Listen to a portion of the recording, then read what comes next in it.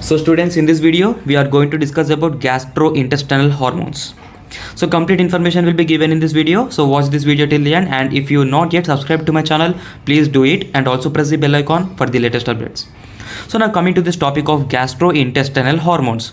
So basically these gastrointestinal hormones are also called as gut hormones, and sometimes it is also referred as local hormones, and in a small way you can also call it as GIT hormones, gastrointestinal hormones. Rather than speaking in such a large way, you can call it very small, like GIT hormones. That's it. Or else you can also call it as a gut hormones. Okay, fine. So basically each and every type of hormone will be secreted from different type of cells. Similarly, gastrointestinal hormones are also secreted from a kind of cells called as enteroendocrine cells. So these enteroendocrine cells are present in stomach, pancreas and small intestine. So one of the most important thing which people have to remember regarding this gastrointestinal hormone is that, as I have said you, it is mainly secreted from enteroendocrine cells, right? So basically these enteroendocrine cells do not form any glands.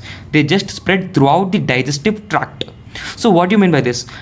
Basically each and every type of gland, so there are different type of glands, right? Pituitary gland, hypothalamus, sweat gland, pineal gland, sebaceous gland, pancreas, adrenal gland, right? So there are different type of glands. Each and every type of gland contains cells, right? They contains cells. So for example, if you see in the case of sweat glands, it contains myoepithelial cells. So basically this myoepithelial cells constitutes together to form the sweat gland, right?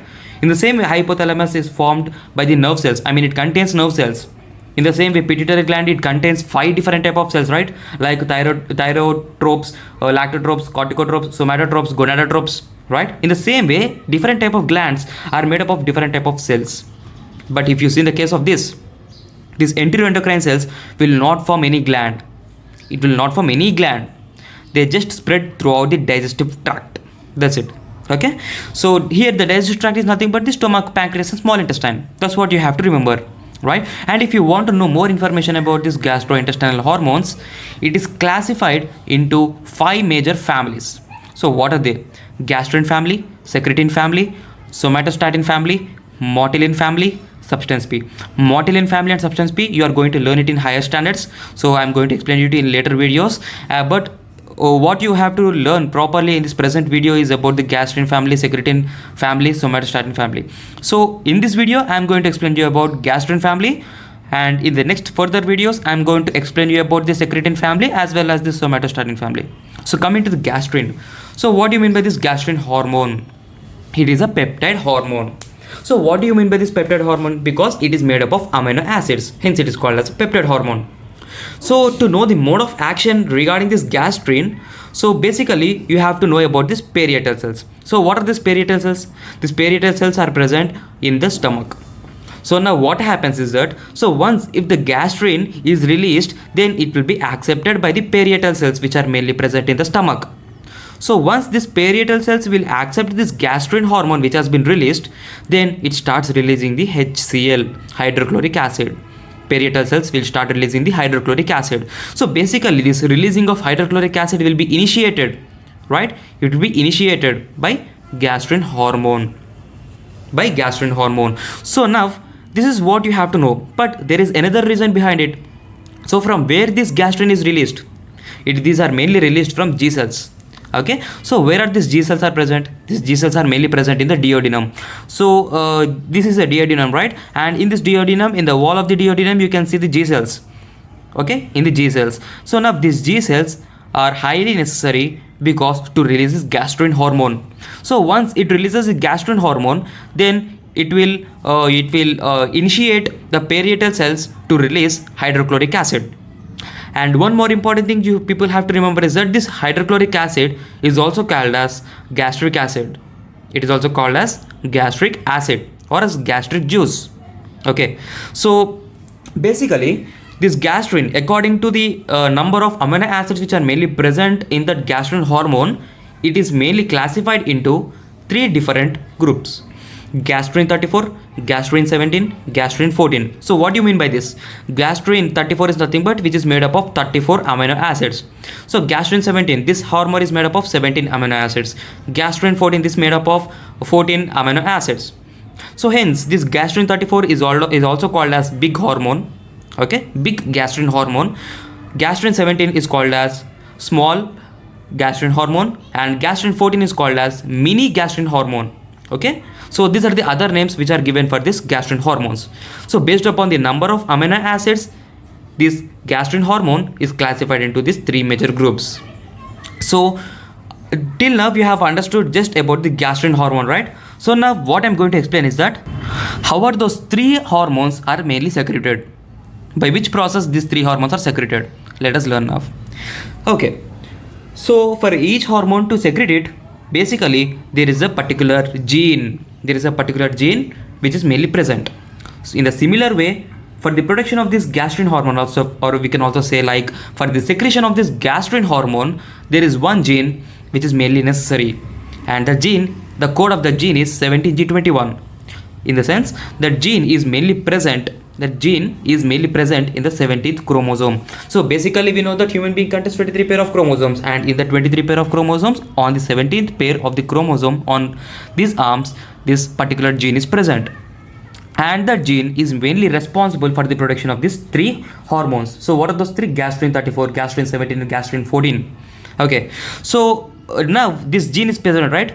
On the 17th chromosome, that gene is present, right? And that gene, let us consider this as the gene, and that gene is called as gas gene.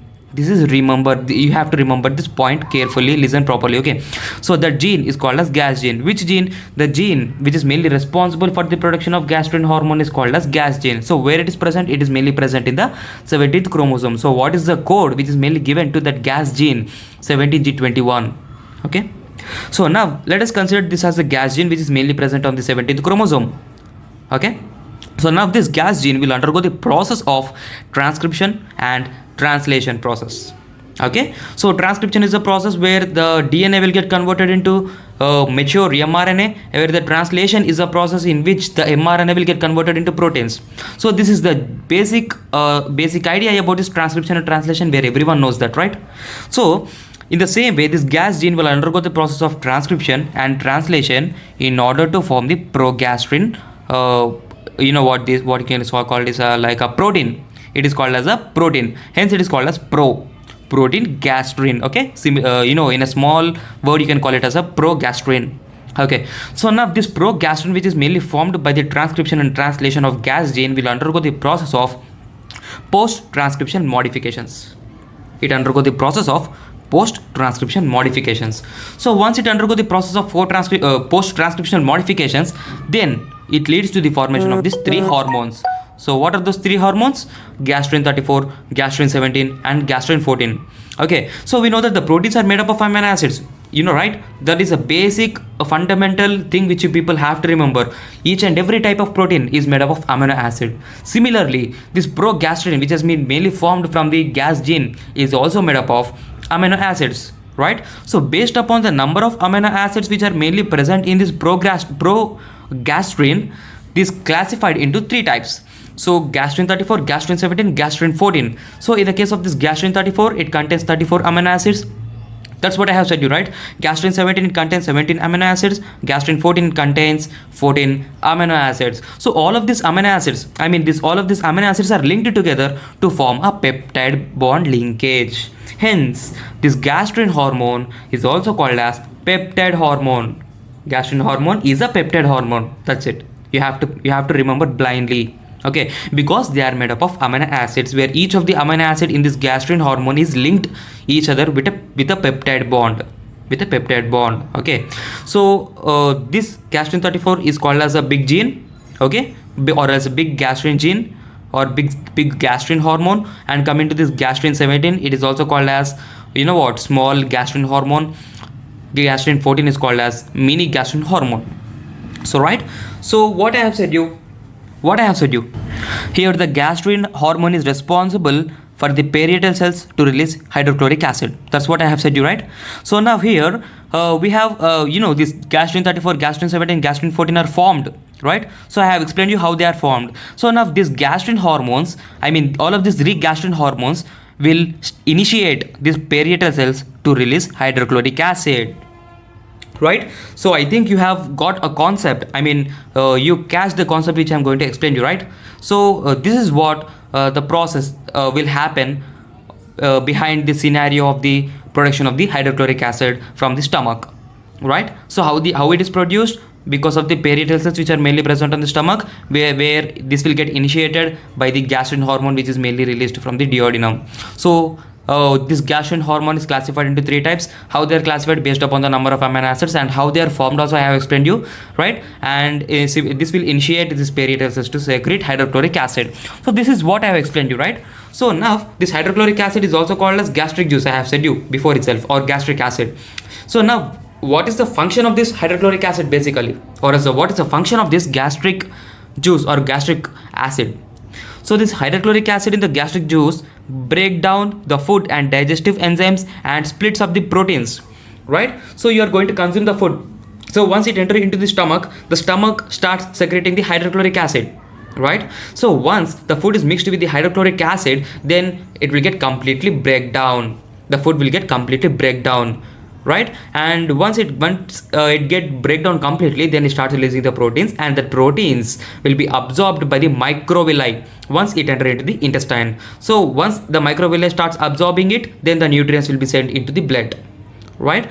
So this is one of the major function of the hydrochloric acid. So the one of the most important thing which people have to remember about this hydrochloric acid is that it break down the food material which you consume. Okay, so another one is that it kills the bacteria. It kills the bacteria. See, you are going to consume the food. That food may contain bacteria. You don't know, because it is a microorganism. You don't know it contains bacteria. So once if you consume it, then the bacteria will get killed by the hydrochloric acid, which is mainly released by the stomach, right? By the parietal cells from the stomach. So one of the most important thing which people have to remember is that, so here people may get a doubt. So what is the doubt? Here hydrochloric acid will be concentrated in form. So will it cause any damage to the stomach? So this is the doubt which you people have, right? So I am going to clear your doubt. So here the stomach wall will not get lysed. It will not get damaged. Why? Because it is mainly lined up with mucus, right? So due to the presence of this mucus, there will be no damage which you can see in the stomach because of hydrochloric acid. Okay, so another one most important thing which people have to remember is about the disease called as hypochlorhydria.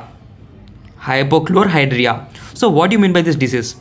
So if there is a production of less hydrochloric acid or the deficiency of hydrochloric acid in your stomach, then it leads to the disease called as hypochlorhydria. So this disease causes damage to the gastrointestinal tract, and it causes infections to your stomach, and it also causes chronic health issues.